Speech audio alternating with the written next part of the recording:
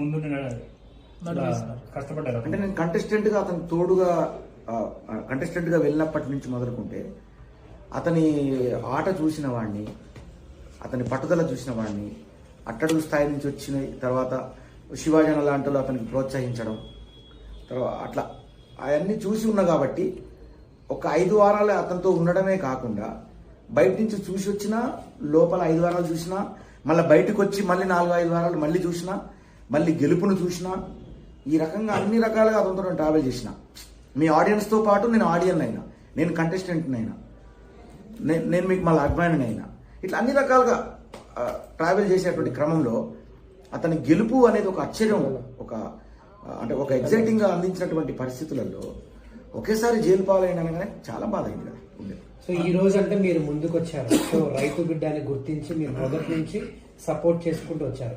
ఒకవేళ బోలే గారే నిజంగా లేకుండా ఉంటే, ఇలాంటి పెద్ద అడ్వకేట్లు సపోర్ట్ చేయకపోయి ఉంటే, ఎవరైతే పల్లవి ప్రశాంత్ అని చెప్పుకొని కొన్ని మూకరాలు, కొన్ని గ్యాంగ్స్ వచ్చి మేము పల్లవి ప్రశాంత్ ఫ్యాన్స్ అని చెప్పేసి ధ్వంసం చేశారో, అదంతా ఇప్పుడు ఆయన చేసినట్టుగా నిర్ధారించి ఆయన మీద కొన్ని సెక్షన్లు పెట్టి ఈ రోజు ఆయనను 14 రోజులు రిమాండ్ పంపించారు.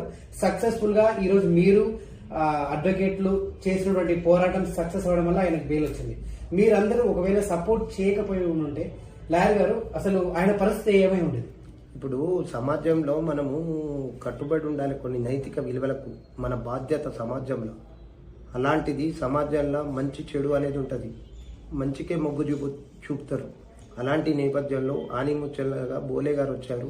బోలే గారి నేను కలిసి సినిమా యాక్చువల్గా సినిమా నేను 2 సినిమాలు చేసిన అసిస్టెంట్ డైరెక్టర్. ఇప్పుడు సినిమా తీద్దామని మేము మ్యూజిక్ సిట్టింగ్లో ఉన్న నేపథ్యంలో అనుకోకుండా సంఘటన జరుగుతూ ఇట్లుంది అన్న నేపథ్యంలో ఇద్దరం ముఠాముఠిన పోయి 48 గంటలల్లా మొత్తం ఒక పరిశోధకుడి లెక్క ఇచ్చేసి వెన్నుతడి నుండి అన్న కోఆర్డినేషన్ చేసేయడం వల్ల మేమంతా కోఆర్డినేషన్ చేసినాం. మేము కూడా సినిమా దర్శకులు, మా లక్ష్మణ్ గారు కూడా సంగీతం రైటరు, గొప్ప రైటరు, నంది అవార్డు కూడా వచ్చింది. మేము కళాకారులం. మీరు కళాకారులు కాబట్టి ఇప్పుడు ఒక కళాకారుకి న్యాయం అంటే అన్యాయం జరిగింది వచ్చి మీరు ముందుకు వచ్చారు. సార్ ఒకవేళ మీరు కనుక రాకపోయిన ఉంటే మరి పరిస్థితి ఏమై ఉండేది? నేను రాకపోయే ఉంటే పరిస్థితి అంటే ఇక కొంచెం బాధాకరం, ఇబ్బందిగానే ఉండేది. ఎందుకు అంటే ఇప్పుడు నేను అంటే ఎవరో ఒకరు వస్తారు, ఎవరో ఒకరు చేస్తారు. సో దాంట్లో ముందు నేను వచ్చి అన్నను వేడుకోవడం జరిగింది. అన్న ఇది మనం సవాల్గా తీసుకోవాలి, తమ్ముడు ఇట్లా నాకు బాధ అవుతుంది, చాలా బాధ వేసింది, నాకు ఏడుపు వచ్చేసింది అసలు అని చెప్పేసరికి పోలీస్ స్టేషన్కి పోయినాం. మేము అప్పటికే లేదండి జడ్జి దగ్గరికి వెళ్ళడం జరిగింది, అక్కడ తప్ష అయిపోయింది, పోయి ఆల్రెడీ జైలుకి వెళ్ళి రిమాండ్కి వెళ్ళిపోయిందని చెప్తారు. ఇదేంటి షాక్ అయ్యాం మేమంతా. అక్కడ అందరూ ఇప్పుడు మీ మీడియా వాళ్ళు కూడా అక్కడ అందరు ఉన్నారు, అక్కడ మీడియాలు అందరూ అక్కడ ఉన్నారు. మీడియా సమక్షంలో చాలా బాధ అయింది, ఏడ్చేంత పని అయిపోయింది. నేను ఏడ్చేసిన అసలు నిజంగా. తర్వాత దీన్ని ఛాలెంజ్గా తీసుకొని తప్పకుండా ఈ తమ్ముడిని ఇన్ని కోట్ల మంది నమ్ముకున్న ఆడియన్స్ నమ్ముకున్నటువంటి విజయాన్ని అందించినటువంటి జనాల కోసం మనం పనిచేయాలి. ఒక రైతు బిడ్డ అట్టడుగు స్థాయి నుంచి వచ్చి గెలిచి కిరీటాన్ని అధిరోహించిన వ్యక్తి కదా, ఇట్లా జరగకూడదు అని చెప్పి అప్పుడు నేను కోరితే 1 నుంచి 2, 3, 4, 5 పంచపాండవులు అయిపోయినాయి. ఇప్పుడు వినోదన్న కాంచి వరకుంటే లక్ష్మణన్న, ఇక అట్లా మొత్తం అట్లా వేనన్న, శ్రీనన్న, రామారావు అన్న, ఇట్లా 5 x 10, 50 మంది అక్కడ ఇట్లా తయారై అతన్ని ఇవాళ మొత్తం మీద అయితే పట్టుదలతోటి ఇవాళ అతను బెయిల్ వచ్చింది. కళాకారుడు ధర్మం గెలిచింది. సార్ ఇప్పుడు అంటే బోలే సార్ వల్ల మీరు అందరూ ఇనిషియేషన్ తీసుకొని నిజంగా ఈ ఏదైతే అన్యాయం జరిగిందో న్యాయం జరగాలని పోరాటం చేసి ఆయనకు బెయిల్ ఇప్పించారు. ఒకవేళ మీలాంటి లాయర్లు, బోలే సార్ లాంటి పెద్ద మనుషులు అంటే ఒకవేళ ఆయనకు సపోర్ట్ చేయకపోయి ఉంటే, ఒకవేళ ఆ సామాన్యుడి పరిస్థితి ఏమైంది అంటే లా ప్రకారంగా అసలు ఆయనకి ఎలాంటి శిక్షలు ఉండేవి, అసలు ఆయన పరిస్థితి ఏంటి? ఎవరైనా కానీ ఆయనకు చట్టం ఉంటుంది, దేనికైనా నేను వేసినా కాబట్టి, మేము కష్టపడ్డాం కాబట్టి, ఉన్నాం కాబట్టి, మేము కూడా రైతు కుటుంబం నుండి వచ్చినాం కాబట్టి బాధలు తెలుసు కాబట్టి మేము దగ్గరుండి చేయడం జరిగింది. ఈ బోలే అన్న కూడా రైతు బిడ్డ కాబట్టి కొద్దిగా మంచి సంబంధాలు ఉంటాయి. రైతుల గ్రామీణ నేపథ్యంలో కులము, మతము, ప్రాంతము, అభిమానము ఏమి లేకుండా అన్న, చెల్లె, బావ, బమ్మడిది అనుకున్న నేపథ్యం ఉంటుంటుంది. అలాంటి నేపథ్యంలో పుట్టినాం, చిన్నప్పుడు నుంచి అన్ని తెలుసుకున్నాం కాబట్టి మేము వచ్చినాం. ఆయనకు ఇవాళ రాకపోతే రేపు వస్తుండే, కానీ అంత పెద్ద స్టార్ నాగార్జున గారికి ప్రత్యేక కృతజ్ఞతలు. ఎందుకంటే ఒక రైతు చేసి పంట పండించుకొని శ్రమ ఓడిచి దుక్కి దున్ని ఎరువులేసి అన్ని చేసి విత్తనాలు పెట్టి ఈ తతంగం ఉంటే ఇంత అన్నం వస్తుంది మనకు. ఆ అన్నం పెట్టే బిడ్డను ప్రపంచ స్థాయికి తీసుకొచ్చిన నాగార్జున గారు వారికి ప్రత్యేక కృతజ్ఞతలు తెలియజేస్తూ, అలాంటి సంఘటన బిగ్ బాస్ లో రాకుండా ఫర్దర్ గా ఉండాలని కోరుకుంటున్నాం. ఇట్లాంటి సంఘటనలు మళ్ళీ బిగ్ బాస్ కు రావద్దని కోరుకుంటున్నాం. ఓకే సార్, లాండర్ ప్రాబ్లం ఉందన్న తర్వాత కూడా ర్యాలీ చేయాల్సి వచ్చింది, ఎందుకు చేయాల్సి వచ్చింది అని చెప్పి అపోజిషన్ లో చాలా సెక్షన్స్ పెట్టారు. దాంట్లో ఒకటి నాన్ బెయిలబుల్ వారంటీ సెక్షన్ కూడా ఉంది. సో మీరు అక్కడ రుజువు చేసారు కాబట్టి అక్కడ అంటే జడ్జి గారి సమక్షంలో అది కొట్టేశారు. ఒకవేళ మీలాంటి అడ్వకేట్లు అక్కడ కొట్లాడకుండా ఉండి ఉంటే అన్ని సెక్షన్స్ తో పాటు అక్కడ నాన్ బెయిలబుల్ వారంటీ కూడా ఇచ్చారు. సో నిజంగా ఒకవేళ అవన్నీ ఒకవేళ నిజంగా ఇట్లాంటి మీరు పోరాడకుండా ఉంటే ఆ వ్యక్తి పరిస్థితి ఏమై ఉండదు. యాక్చువల్లీ ప్రాసెస్ ప్రకారం అండి, ఇక్కడ బెయిల్ మనం మూవ్ చేసిన తర్వాత పీపీ గారు కౌంటర్ ఫైల్ చేశారు. కౌంటర్కి టైం తీసుకుంటారు, ఆర్గ్యుమెంట్కి టైం ఉంటుంది. మనకు అక్కడ గార్గేస్ ఒక రైతు బిడ్డ, ఒక నేచర్ నుంచి వచ్చిన బిడ్డ కాబట్టి ఆ బిడ్డకి బోలే అన్న లాంటి వినోదం లాంటి వాళ్ళు సహృదయాల సపోర్ట్ ఉంది కాబట్టి ఆ కౌంటర్లో మీరు అన్నారు కదా నాన్ బెయిలబుల్ సెక్షన్స్ అనేవి మేము సరిగా ఛాలెంజ్ చేయకపోయి ఉంటే బెయిల్ వచ్చేది కాదు. జెన్యున్గా 353 ఉంది, అందులో PDPP public property damage act ఉంది. ఆ సెక్షన్స్ ని పెట్టారు. అన్లాఫుల్ అసెంబ్లీ ఉంది. ఇంకోటి కంట్రోల్ చేయాల్సిన పోలీసులే వాళ్ళు విఫలమయ్యారు. అందులో వాళ్ళే కేసు పెట్టారు. అంటే ఇక్కడ పబ్లిక్ ప్రాపర్టీ డ్యామేజ్ చేసింది ఎవరు? వాళ్ళ సమక్షంలో అన్నోన్ పర్సన్ చేశారు. ఈయన ఫ్యాన్సా, ఎవరి ఫ్యాన్స్, అన్నోన్ ఫ్యాన్స్, అది ఎవరికి తెలియదు. అలాంటి వ్యక్తి అలాంటి డ్యామేజ్ జరిగినప్పుడు దానికి బాధ్యుడు పల్లవి ప్రశాంత్ ఆయన సోదరుడు కాదనే కోణంలో మేము ఈ పీడీపీపీ యాక్ట్ 353 ఐపీసీ సెక్షన్స్ 147, 148 ఈ సెక్షన్స్ పల్లవి ప్రశాంత్కు వర్తించవు, ఈయనకి విరుద్ధంగా ఈ సెక్షన్స్ ఉన్నాయనే కోణంలో మేము ఆర్గ్యుమెంట్ చేయడం జరిగింది. దానికి జడ్జి గారు ఈ రోజు బెయిల్ ఆర్డర్ ఇవ్వండి. ఇంకోటి అంటే గతంలో చాలా సీజన్స్ చాలా మంది విన్ అయి వచ్చారు. ఇట్లాంటి విధ్వంసాలు చాలా జరిగినాయి. ఇట్లాంటి అల్లరి మూకల గ్యాంగులు కూడా విధ్వంసాలు సృష్టించినటువంటి గతంలో కూడా అంటే ఎవరైతే ఇంతకుముందు సన్నీ కానివ్వండి, రేవంత్ కానివ్వండి, వాళ్ళు కూడా విన్ అయి బయటకు వచ్చినప్పుడు కార్లు అద్దాలు పడగొట్టారు. ఇవన్నీ కూడా మేము చూసినాం. బట్ అంటే ఒక సామాన్యుల విషయంలోనే నిజంగా గవర్నమెంట్ కానివ్వండి ఇతర యాక్షన్ తీసుకోవడము, మిగతా వాళ్ళ ఒక సెలబ్రిటీ స్టేటస్ వచ్చరికి వాళ్ళ విషయంలో పట్టించుకోకపోవడం, ఇదంతా మనం అంటే మొదటి నుంచి చూస్తున్నాం. అంటే ఇదొక్క విషయం కాదు, అనేక విషయాల్లో కూడా ఇలాంటివి చాలా జరిగాయి.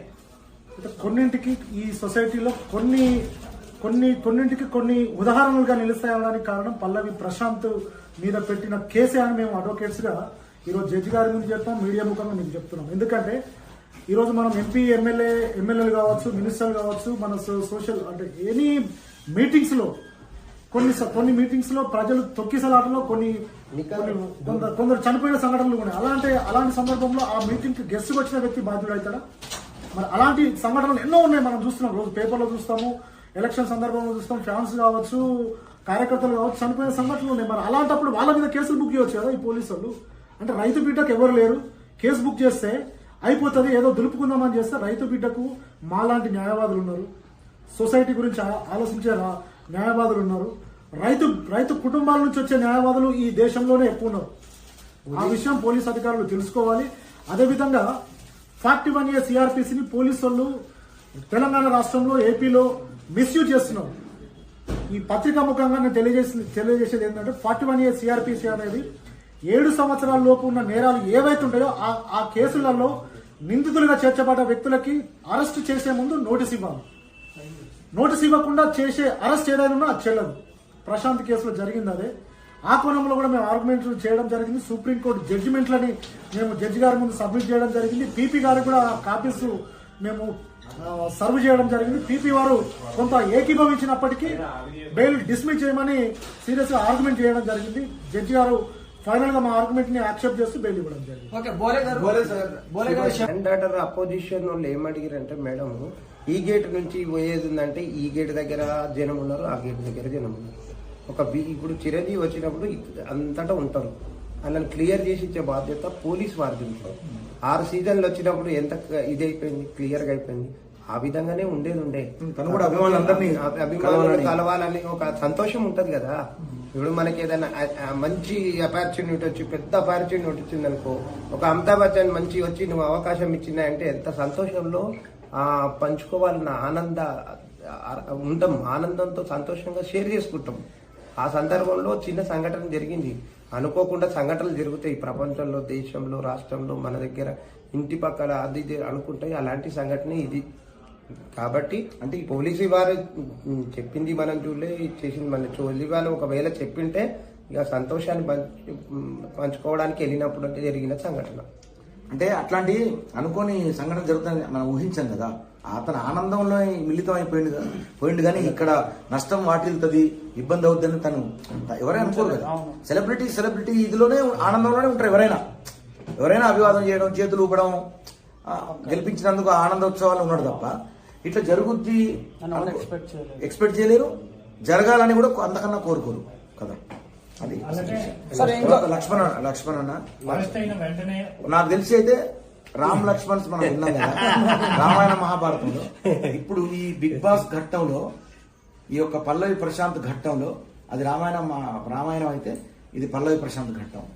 దీంట్లో రామ్ లక్ష్మణుడు వీళ్ళిద్దరు గట్టిగా ఉండాలి. మీరే చెప్పండి సార్. పల్లవి ప్రశాంత్ గారికి బెయిల్ వచ్చింది సార్, గత 2 days నుంచి పోరాడుతూ ఉన్నారనమాట. సో దాని గురించి మీరు ఏమన్నా? ఒక అనుకోకుండా జరిగిన సంఘటన ద్వారా ఒక గొప్ప మహత్తరమైన నిజస్వరూపం బయటపడ్డది. ఈ యాక్టింగ్లు ఇవి సినిమాలు, సీరియల్ ఇవన్నీ నడుస్తుంటాయి. అలా దోస్తు, అన్న, తమ్ముడు, చెల్లె, కొడుకు అన్ని పాత్రలు లిక్ చేస్తారు. నిజంగా ఎవరు వస్తారంటే దావతులు ఉంటే, పండుగలు ఉంటే, పబ్బం ఉంటే చాలా మంది వస్తారు తినడానికి, తాగడానికి. ఆపదలు ఉండేటప్పుడు అతనైన మిత్రులు, అతనైన అన్నలు, అతనైన కుటుంబ సభ్యులను వాళ్ళనే అంటారు. మన ఆచార సాంప్రదాయాలకు అనుగుణంగా ఒక మట్టి మనిషి, ఒక రైతు కుటుంబం పుట్టిన బిడ్డ ఇంత పెద్ద స్టార్ కాగానే ఆయనకు ఆపద రాగానే వచ్చిందంటే నిజమైన హీరో ఈరోజు ప్రపంచవ్యాప్తంగా వెలుగొందుతున్న బోలే అని. అంటే కొంతమంది పల్లవి ప్రశాంత్ గారు అరెస్ట్ అయినప్పుడు నెగిటివ్ గా మాట్లాడారు. సో కొవ్వు ఎక్కువైంది అన్నారు. ఒక రైతు బిడ్డ, కొంతమంది ఏమో రైతు బిడ్డకి వెళ్తున్నారు తొక్కేస్తున్నా అన్నారు. యాక్చువల్గా ఏమైతుందంటే ఈ ప్రపంచంలో వివిధ రకాల భాషలు, నేపథ్యాలు, మోకాలు, గీకాలు అన్ని పరిసర ప్రాంతాలను బట్టి ఉంటాయి. ఒకరు ఇక్కడ దాకా రా అంటారు అనుకో, నీకు లాంగ్వేజ్లో కూడా ప్రాబ్లం అవుతుంది. ఈ భాషా సరిలో అర్థం చేసుకునేటోళ్ళు ఉంటారు, అపార్థం చేసుకునేటోళ్ళు ఉంటారు.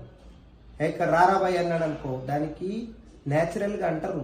అది భూత పదాలు ఉంటాయి కొన్ని జానపదంలో, గిరిజనంలో.